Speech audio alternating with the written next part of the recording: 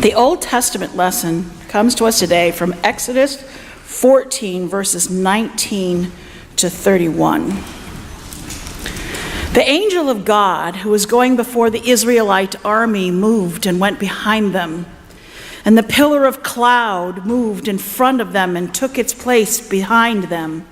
It came between the army of Egypt and the army of Israel, and so the cloud was there with the darkness, and it lit up the night. One did not come near the other all night. Then Moses stretched out his hand over the sea. The Lord drove the sea back by a strong east wind all night and turned the sea into dry land, and the waters were divided. The Israelites went into the sea on dry ground, the waters forming a wall for them on their right and on their left. The Egyptians pursued and went into the sea after them, all of Pharaoh's horses, chariots, and chariot drivers. At the morning watch, the Lord in the pillar of fire and cloud looked down upon the Egyptian army and threw the Egyptian army into panic. He clogged their chariot wheels so that they turned with difficulty. The Egyptians said, "Let us flee from the Israelites, for the Lord is fighting for them against Egypt."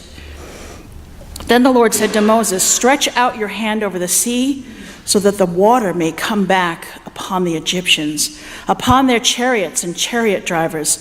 So Moses stretched out his hand over the sea, and at dawn the sea returned to its normal depth. As the Egyptians fled before it, the Lord tossed the Egyptians into the sea. The waters returned and covered the chariots and the chariot drivers, the entire army of Pharaoh that had followed them into the sea. Not one of them remained. But the Israelites walked on dry ground through the sea, the waters forming a wall for them on their right and on their left. Thus the Lord saved Israel that day from the Egyptians, and Israel saw the Egyptians dead on the seashore.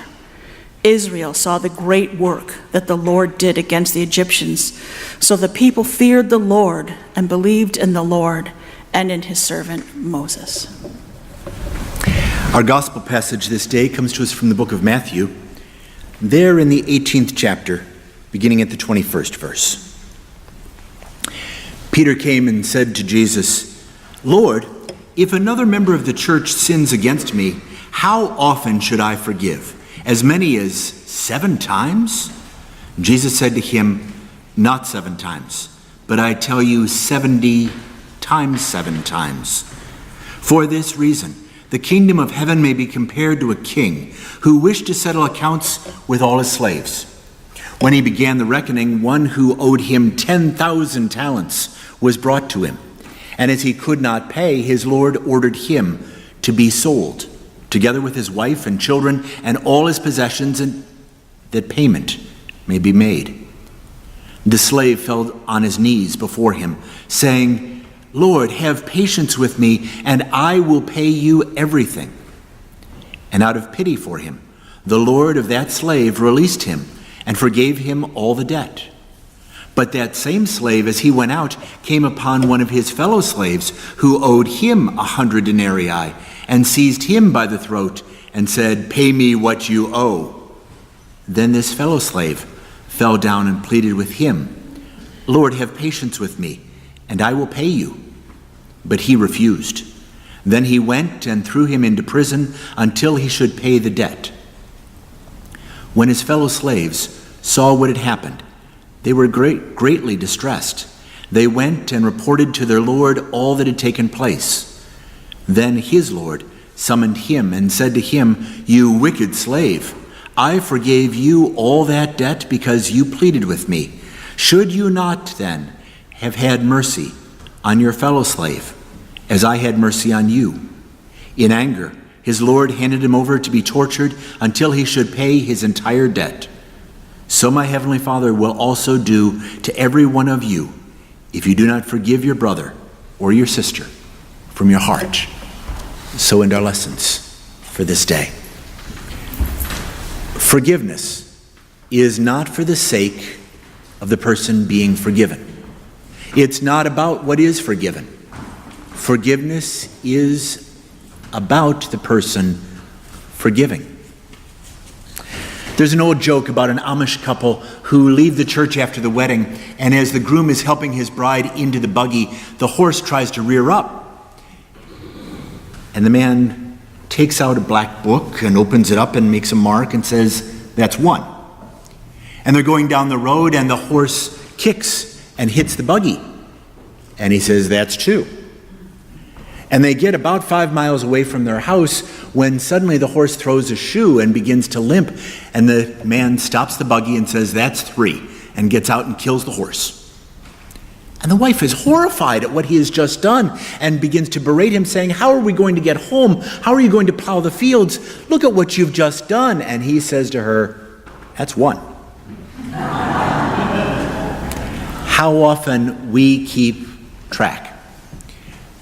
We remember what happened to us when it happened. We replay it in our minds. We go on long drives and we replay the conversations over and over, nursing our hurt and anger. Our lives matter. What Jesus tried to say to the disciples is, whatever you forgive is forgiven. Whatever you bind is bound for eternity in heaven. There's a great power, a great responsibility given to all of us. You have the power to bind someone in pain and suffering, not releasing them for all eternity. And you have the power to forgive, to let go of the past. So often when we read the Bible, I've had people come to me saying, "So the Old Testament is all about God's wrath and anger and the wars and the bloodshed, and the New Testament is about this God of love, about Christ's compassion." And I would tell you no. The New Testament is about the Roman Empire and about the persecution that happened to the people under it. It's about all the different religious sects and the ways that they were fighting against each other instead of forgiving. And the Old Testament is a love story about God's love for a people. The book of Genesis came much later. The story of Exodus is the earliest memory that the people of God have. And it begins with this lineage of battles, these horrible, bloody tales of the Passover and the 10 plagues and the death of the firstborn of every family of Egypt, until finally all the armies and chariots and horses of the Pharaoh are drowned in the Red Sea. We didn't even read the next chapter, which is the song of Miriam, the victory song of Moses, declaring how God has triumphed over Pharaoh and destroyed him in chaos forever. This is not about Moses' victory. This is not about the victory over the Egyptians. It is in many ways like a lineage of battles like Fort Sumter and Atlanta, like Gettysburg, like Dunkirk, like Normandy, like Berlin. A lineage of all the many battles that go into the war that's taken place. But this is not about the blood. It's not about the loss of life. Because this is not the Egyptian story. It's not Pharaoh's story. This is a story about how much God loves us. God heard an enslaved people, the property of the Pharaoh. And God cared. God cared so much that God entered in. Pharaoh had declared himself to be God, to be the only God, and destroyed the children of the Israelites, made them slaves, afflicted them with hard bondage, with no hope for the future. And God entered in, and God fought for them, and God loved them, and God set them free.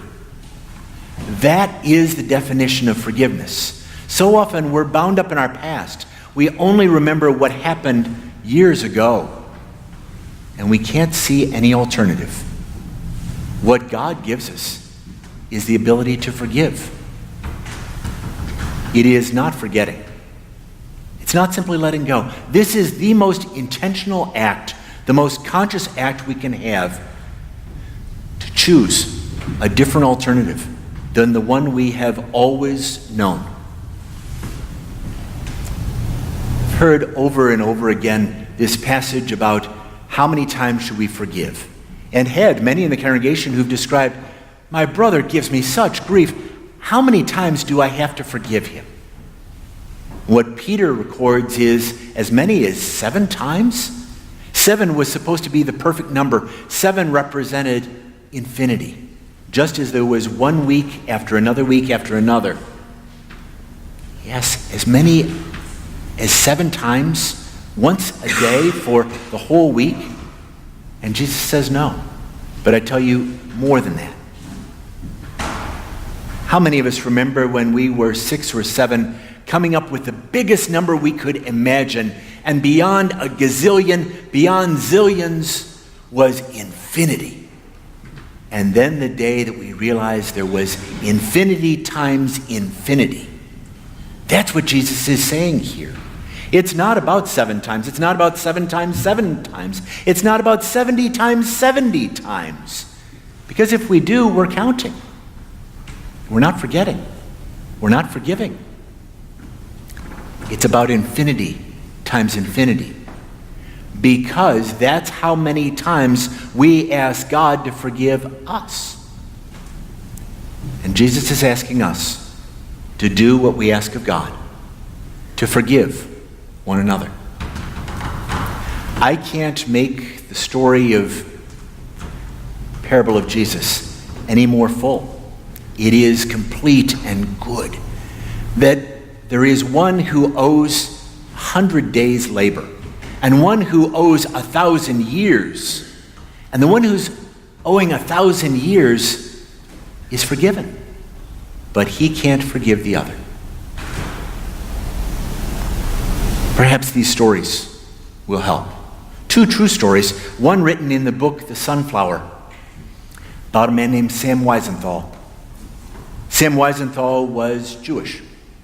And for being Jewish in the 1930s, he was arrested. And he was put into the concentration camps. And he lived through World War II in those concentration camps, in filth, in rags, with nothing to eat. And one day, the guards came and put handcuffs on him and shackles on his feet and led him to the hospital. And led him upstairs to a bright, shining room filled with sunlight. And there at the middle of the room was an immense bed made with clean, white, starched sheets. And in that bed, propped up on pillows, was an SS officer. And he was dying. The SS officer had his arms crossed across his chest and said, before I die, I've got to let go of something. I need to confess so that I can have peace. Years ago, as an officer of the SS, I came to a Russian village and ordered all the Russian Jewish peasants to be gathered into a house, and there were tanks of gasoline in that house. And we locked and boarded the doors, and we threw grenades in, and when the people tried to climb out the windows, we shot them dead. And it's troubled me all these years. And so before I die, I want to confess, and I want to be forgiven. And I want it to be forgiven by a Jew.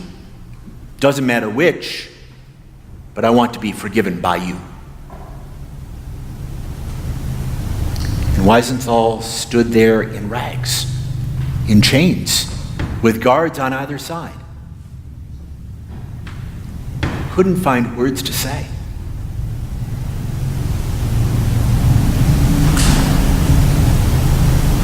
And after a long silence, Weisenthal turned around and walked out of the room. In the remainder of his life, he carried not forgiving in his heart, and wondered, in fact, in the book Sunflower, asks all of us, what would you do? The SS officer was indignant, had his arms crossed. He knew he needed to confess, but it was only a hollow confession for what he had done. And Weisenthal was still in chains. What would you do?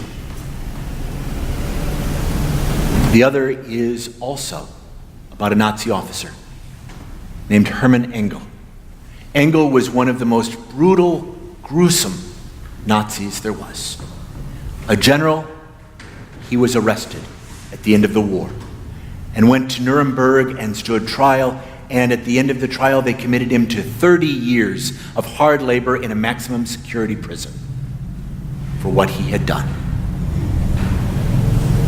Moreau was a French journalist, and Moreau's family had all been put to death by Hermann Engel. He was outraged that Engel didn't get the death penalty, that all he got was 30 years in prison.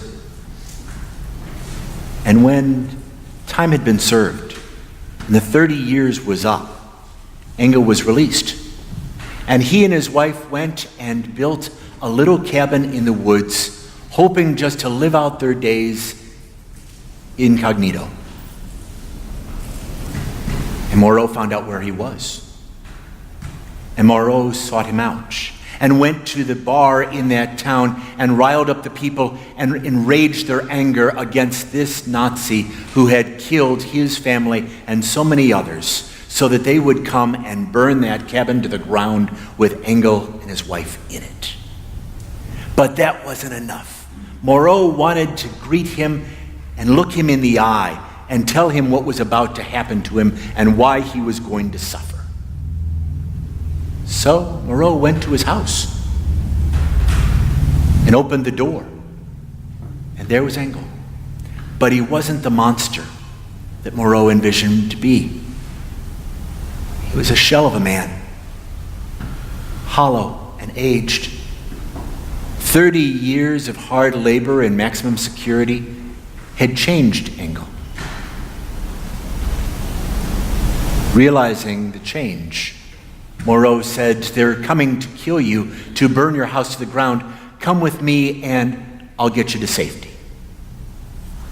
And Engel said, "Before we go, I require one thing. Would you forgive me? It was 30 years ago. Would you forgive?" And Moreau said no. And Moreau left him there. He would rescue him, but he couldn't forgive. What you bind is bound forever. What you forgive is forgiven forever. The grace of God has been given to all of us. You have been given the power of God to forgive. Will you do that? Or will we continue to nurse the anger and the hate, generation after generation after generation, upon one another? It would be much easier if we had a simple faith that simply said, we're all going to be nice people and forgive everything that comes. But we're called to more than that. We are called to be followers of Jesus Christ, who died for the forgiveness of the world. So we lay it upon our hearts. I know and am delighted that you are all wonderful people with pure hearts who have nothing to forgive. I know that I have been a sinner,